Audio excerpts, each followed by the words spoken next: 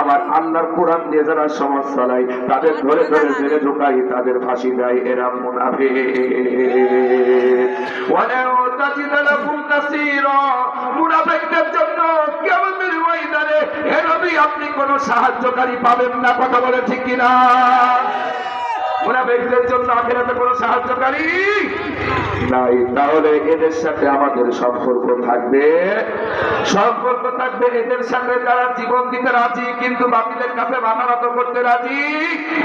শহীদ আব্দুল কাদের মোল্লা, শহীদ মীর কাসেম আলী, শহীদ আল্লামা দেলোয়ার হোসেন সাইদি, শহীদ কামরুজ্জামান, আর শহীদ আব্দুল কাদের মোল্লা, শহীদ মাওলানা মতিউর রহমান নিজামী, আরে এরা বাতিলের কাছে এক সেকেন্ডের জন্য মাথা নত করে নাই।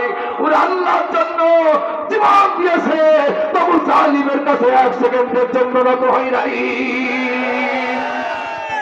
আল্লাহ পাক বলেন আমার ইবাদত যারা করে তাদের দলে ঢোকো। আদখুলি ফি ইবাদি, আমি কোরআনের ব্যাখ্যা দিচ্ছি। আমার ইবাদত যারা করে, আমার দল যারা করে, আমার কাছে যারা মাথা নত করে, পাঁচ ওয়াক্ত সালাত আদায় করে, সদা সত্য কথা বলে, এমন আমার ইবাদতকারীদের দলে ঢুকে যাও। এদের দলে যদি ঢুকতে পারো, ওয়াদখুলি জান্নাতি,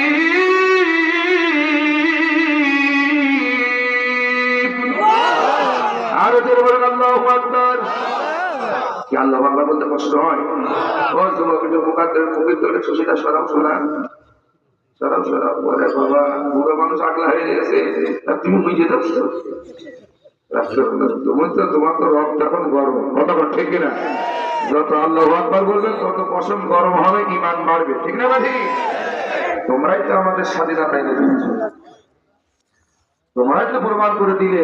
যুবকরা যদি ময়দানে নামে, কোথায় 41 সাল, ও তো কাপড় থাক টাইম পাবে না। কথা বলেন। আমি যুবকদেরকে আহ্বান করছি, তোমাদের একবার ময়দানে নামতে হবে।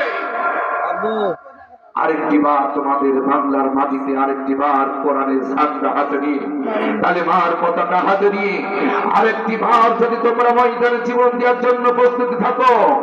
স্বৈরাচার পালিয়েছে, আর একবার যদি বাংলার মাটিতে আল্লাহ দ্বীন বিজয়ের জন্য যদি ময়দানে আল্লাহু আকবার ধ্বনি দিয়ে যদি ঝাঁপিয়ে পড়তে পারো, স্বৈরাচারী জবাব দিল্লি পালিয়েছে, কাদের পালিয়েছে, কাউয়া পালিয়েছে,